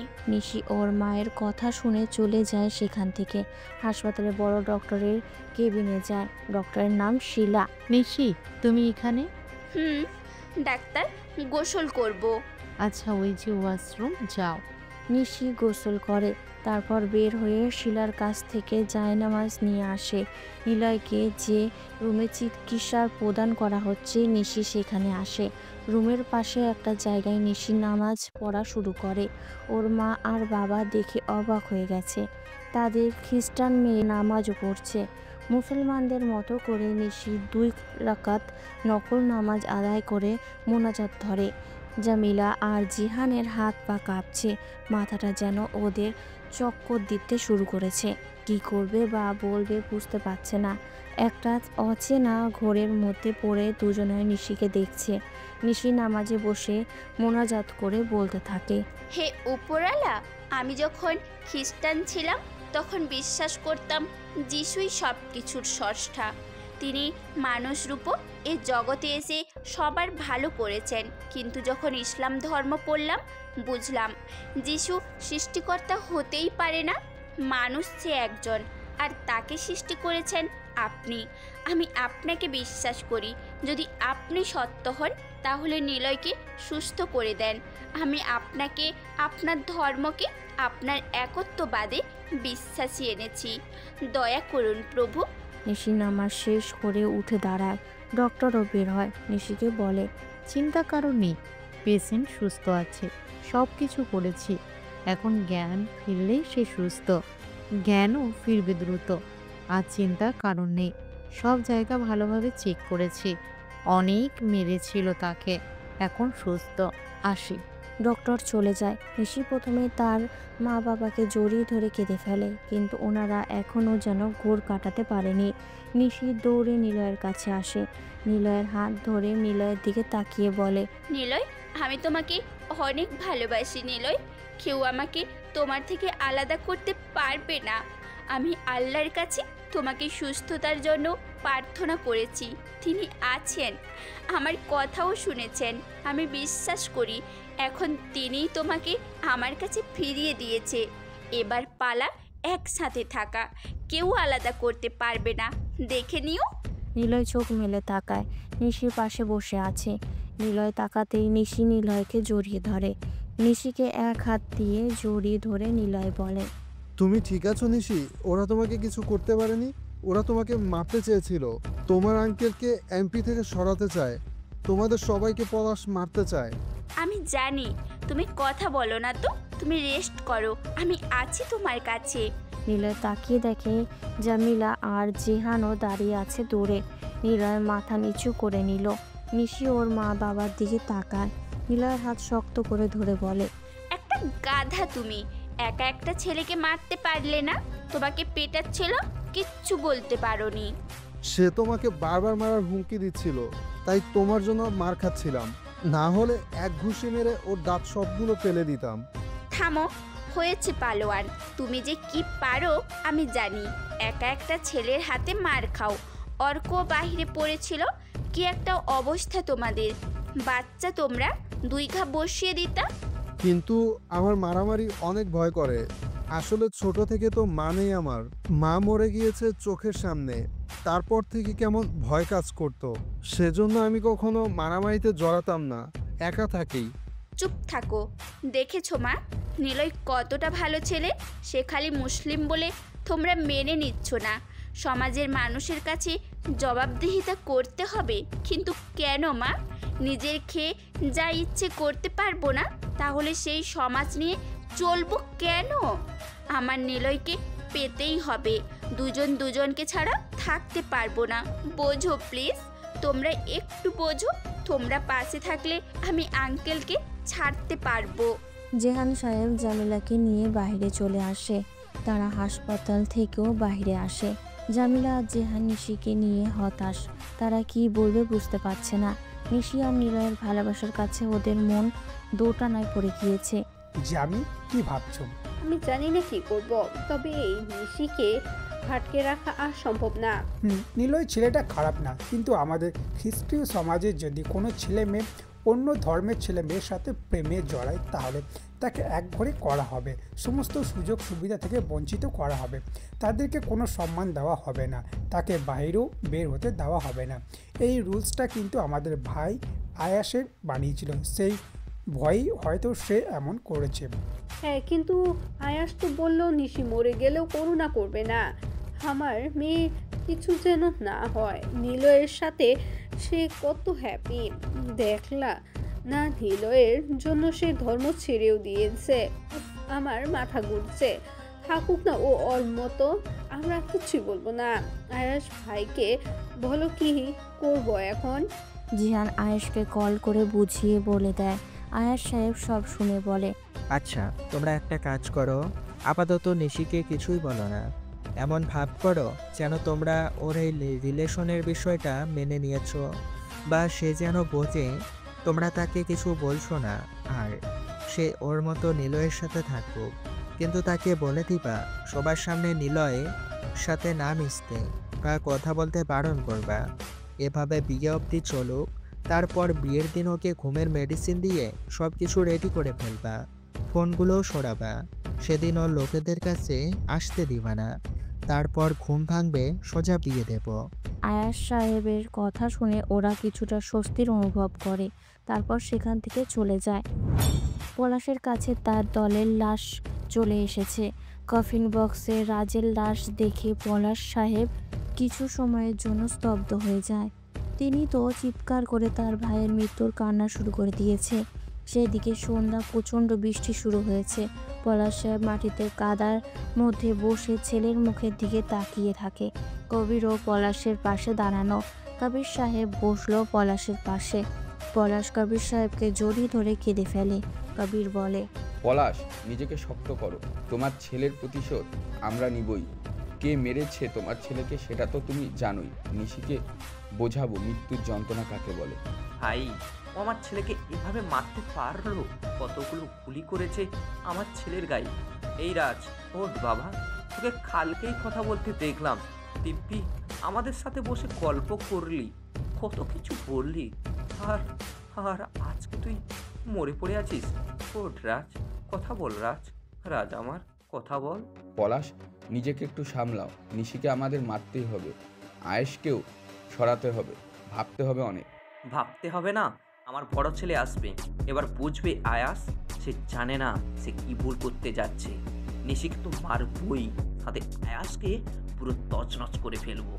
আমি আসছি আয়াস, দেখি তোদের কে বাঁচায়। রাজকে ওরা কবরস্থ করে। পলাশ সাহেব তার বড় ছেলে আদ্রিয়ানকে ফোন করে। আদ্রিয়ান ডিসুজা বর্তমান নাম ওর। হ্যালো বাবা, কি হয়েছে? হঠাৎ ফোন করলে সে? তন্ময় বাবা আমার, তোর ছোট ভাই রাজকে মেরে ফেলেছে আয়াস আর ওর মেয়ে নিশি। কি? নিশির এত বড় সাহস? আমি আসবো বাবা সময় মতো, তারপর ওদের সবাইকে মারবো। তুমি চিন্তা করো না, আমি অলরেডি ওদের পরিবারের সদস্য হতে যাচ্ছি। কিভাবে? সময় মতো টের পাবে। তোমাকে যেভাবে যেভাবে বলেছি ঠিক সেভাবেই কাজ করবা, এর বেশি কিছুই করবা না। আচ্ছা বাবা, তুই জলদি চলে আয়। আমার রাত চলে গেছে আমাকে ছেড়েই। আমি যে বড্ড একা হয়ে গেলাম বাবা, খুব অসহায় লাগছে নিজেকেই। নিজেকে সামলাও ড্যাড, আমি আসবো। রাখলাম এখন। বড় হওয়ার পর থেকে রাজকে সবাই চিনলেও আদ্রিয়ানকে এখনো অবধি কেউ চেনেনি, দেখেওনি কেউ। আদ্রিয়ান বা দেখতে সে কেমন সেটা নিলয় ছাড়া কেউ জানে না। আপু, ভিতরে আসবো? হাসপাতালের কেবিনের দরজায় দাঁড়িয়ে জেরিন কথাটা বলল। অর্ক আর নিলয় আছে এই রুমে, দুটো বেড রাখা। জেরিনকে আসতে বলে নিশি। জেরিনের হাতে হটপট। জেরিনকে বলে, কি ব্যাপার, খাবার কোথায় পেয়েছিস? আর এটা তো আমাদের বাড়ির হটপট, এটা দিয়ে কোথা থেকে খাবার আনছিস? বাড়ি থেকে আনছি। তুই রান্নাও শিখেছিস? আর মা দেখেনি? মা দেখবে মানে? মা নিজেই তো রান্না করে পাঠালো সবার জন্য। কি? মা মানে আমাদের সবার নিলয় সহ? হ্যাঁ। কি বলিস? তার মানে কি মা কিছু বলেছে? না, মা বলেছে খাবার নিয়ে যা। নিশি বা নিলয় দুজনেই না খেয়ে আছে, পরে পাঠিয়ে দিল। নিয়ে চলে আসলাম। বাসা থেকে প্লেটও দিয়েছে। যাও, হাত মুখ ধুয়ে আসো, খাবার বেড়ে দিচ্ছি। নিশি খুশিতে চমকে ওঠে। জামিলা কিছু বলল না দেখে সে একদম অবাক। খুশি হয়ে ফ্রেশ হতে যায়। যেদিন খাবার বেড়ে অর্কের কাছে যায়, নিশিও আসে। দুজনে একসাথে বসে নিলয় ও অর্ককে খাইয়ে দিতে থাকে। এইভাবে কিছুদিন চলে যায়। অ্যানিমেসের কোনো খোঁজ নেই। রিফাতেরা এখন স্বাধীন। রিফাতেরা কেবল অ্যানিমেসের অপেক্ষা করছে। আয়াস সাহেবও অ্যানিমেসের কোনো খোঁজ পাচ্ছে না। একবার অ্যানিমেসকে ডেকেছে সে, কিন্তু এরকমটা কখনো হয়নি। যে কোনো সময় অ্যানিমেস আয়াসের রিপ্লাই করেছে। তাহলে অ্যানিমেস এখন কোথায়? সে কি বাংলাদেশ থেকে চলে গিয়েছে? দেশেও তেমন কোনো ঘটনা ঘটেনি। অ্যানিমেস নেই, সব কিছু যেন স্বাভাবিক হয়ে গেছে। নিলয় এখন অনেকটাই সুস্থ। কালকেই ঈদ। নিলয় এখন নিজের বাসায় আছে। বিকেলের দিকে নিশি বাড়ির থেকে বের হয়েছে। আয়াস, জামিলা আর জেহান বসে আছে একসাথে। নিশি বের হচ্ছিল, জামিলা ডাক দেয়, নিশি কোথায় যাচ্ছিস? বাহিরে যাব। তোকে না বলেছি সন্ধ্যার পর বাড়ির বাহিরে ছাওয়া নিষেধ? হ্যাঁ, কিন্তু কালকে তো ঈদ। তো তোর কি? আমার কি মানে? কালকে ঈদ আর নিলয়কে আমি পাঞ্জাবি দিব না? শপিং মলে যাব, নিলয়ের জন্য পাঞ্জাবি কিনবো, তারপর ওকে দিয়ে ফিরবো। নিশি, তুই কি একটুও বুঝিস না এই সম্পর্ক কখনো মেনে নেওয়া সম্ভব না? সেটা তোমাদের ব্যাপার, কিন্তু আমাকে বাধা দিয়ে রাখতে পারবে না। আচ্ছা যাও, জলদি ফিরিও। আর মানুষের সামনে নিলয়ের থেকে দূরে থেকো। দাঁড়াও, জেরিনকে সাথে নাও, তাহলে মানুষের সন্দেহ কম হবে। আচ্ছা, জেরিন? জেরিন দৌড়ে আসে। জামিলারা অবাক হয়। জামিলা প্রশ্ন করে, কি ব্যাপার, তুই কি আগে থেকে রেডি ছিলি? নিশি ডাকতে চলে এসেছিস? মানে না। জলদি ফিরবো, বাই। নিশি আর জেরিন চলে আসে। দুজনে মার্কেটে আসে। নিলয়ের জন্য দুটো পাঞ্জাবি কেনে নিশি। জেরিনও অর্কের জন্য পাঞ্জাবি কেনে। নিশি তার লোকেদের মধ্যে যারা মুসলিম তাদের সবাইকে একটা করে পাঞ্জাবি, কিছু টাকা আর বাড়িতে রান্নার জন্য বাজার সব কিছু করে দিয়েছে আরও একদিন আগেই। সবাই নিশির এমন কাজে অনেক খুশি। নিশি পাঞ্জাবি কিনে নিলয়ের বাসায় আসলো। কলিং বেল বাজাতেই নিলয় দরজা খুলে দেয়। নিশির মাথায় ওড়না দেওয়া, মুখের ওপরে কিছুটা চুল এলোমেলো হয়ে পড়ে আছে। নিশির চেহারাটা গোল। নিশির মুখ থেকে চুলগুলো সরিয়ে কানের পাশে গুজে দেয় নিলয়। তারপর রুমে নিয়ে আসে। বিছানায় বসে দুজন। অর্ক আর নিলয় তাকিয়ে দেখে দুজনের হাতে অনেকগুলো শপিং ব্যাগ। নিশি বলে, ঈদ মোবারক জামাই। পুরোই মুসলিম বউদের মতো ভাব। তা এখানে এই সন্ধ্যায় কি করো? কালকে তো ঈদ, এই জন্যই তোমার পাঞ্জাবি নিয়ে এসেছি। তোমরা তো পাঞ্জাবি পরে ঈদের নামাজ পড়ো, তাই না? কিন্তু এসবের দরকার ছিল না। তোমার সাথে আমার প্রথম ঈদ, তোমাকে আমি পাঞ্জাবি দিব না তা কি হয় বলো? এই নাও, আর ঈদের দিন আমাকে নিয়ে ঘুরবা। নিলয় আর নিশি গল্প করে। অর্ক আর জেরিন দাঁড়িয়ে আছে বারান্দায়। জেরিনের হাত ধরে অর্ক বলল, দেখছো, বললাম না নীল ভাইয়া সব কিছু সামলে নিতে পারবে। কিন্তু সব তো করলো আপু। নিশি আপু কত মার খেয়েছে জানো না? কি যে খারাপ লাগছিল আপুর জন্য। আপুকে কেউ কখনো মারেনি, কিন্তু জিজুর জন্য আপু অনেক মার খেয়েছে। ভাবি দেখতে অনেক সুন্দর। কি বললা? আমার দিকে না তাকিয়ে আপুর দিকে নজর তোমার? দাঁড়াও, জিজুকে বলছি এক্ষুনি। না, মজা করছিলাম। ওরা চারজনে গল্প করে। নিশি রাত করে বাড়িতে ফেরে, কিন্তু কেউ কিছু বলল না। বললেও বা কি, নিশি কারো কথা শোনে না। নিলয় অর্ককে বলে, মাসুমেরা কোথায়? ওদের কাজ কত দূর? ফাইল রেডি সব কিছুর? হ্যাঁ ভাইয়া, সব রেডি, জাস্ট প্রিন্ট করতে হবে। জলদি বের কর, সময় নেই হাতে, এখনই করতে হবে। অর্ক কম্পিউটারে বসে নিলয়ের কথা মতো সব কিছু রেডি করে। 10 মিনিটের ভেতরে সবগুলো ফাইল বের হয়। একটা কভারে সব কিছু আটকে দিয়ে নিলয় মাসুমকে কল দেয়। মাসুম আসে। মাসুম, রাতের ভিতরে এই ফাইলটা মেহরাব সাহেবের হাতে দিতে হবে। আমি ওনাকে ফোন করে বলে দিয়েছি তুই যাবি। ওনার বাড়ির সামনে যে সিসি ক্যামেরার সামনে একটা সাদা কাগজে লিখবি 3 স্টার, তাহলেই তিনি তোকে ভিতরে যেতে দেবে। ঠিক আছে ভাইয়া, আমি যাচ্ছি। মাসুম চলে যায় সেখান থেকে। নিলয় হাঁপ ছেড়ে বাঁচে। ওইদিকে নিশি রুমে পায়চারি করছে। নিলয়ের ভাঙা ফোনটার দিকে নজর যায়। মনে পড়ে জিসানের বলা কথাগুলো। ওরা নিলয়কে তুলে নিয়ে গেছে। মনে মনে নিশি বলে, আচ্ছা, রাজ তো লোক পাঠিয়েছিল নিলয়কে তুলে নিয়ে যেতে, তাহলে সেখানে যখন আমি গেলাম কোনো লোক দেখলাম না কেন? সে তো আমাকে ফোন করেছিল মারবে বলে। পাশেও কতগুলো লোকের চিৎকার শুনেছিলাম, কিন্তু যখন আমি গেলাম তখন কেউ ছিল না কেন? আমাকে মারতে তো কখনো রাজ একা থাকবে না, তাহলে ওর লোকগুলো কোথায় ছিল? এমনকি আমি রাজকে মারলাম তখনও ওর লোকগুলো আসলো না। নিলয়কে একা মারছিল সে, কিন্তু ডাক্তার বলেছে নিলয়কে অনেক জনে মিলে মারছিল, তাহলে তারা কোথায়? হ্যালো বন্ধুরা, তোমাদের সবাইকে অনেক অনেক ধন্যবাদ এতক্ষণ আমাদের সঙ্গে থাকার জন্য। আমাদের গল্পগুলো তোমাদের কাছে ভালো লাগলে, তোমাদের হৃদয় স্পর্শ করতে পারলে অবশ্যই আমাদের চ্যানেলটি সাবস্ক্রাইব করে এবং তোমাদের মূল্যবান মতামত কমেন্ট করে আমাদের সঙ্গেই থাকবে। আর হ্যাঁ, গল্পটি ভালো লাগলে অবশ্যই তোমাদের বন্ধুদের সাথে শেয়ার করতে ভুলবে না। আমাদের পরবর্তী গল্প পেতে আমাদের চ্যানেলের সঙ্গেই থাকবে। খুব শীঘ্রই আপলোড করা হবে পরবর্তী গল্প। ততক্ষণে আমাদের সঙ্গেই থাকো। আজকের মতো টাটা, বাই বাই।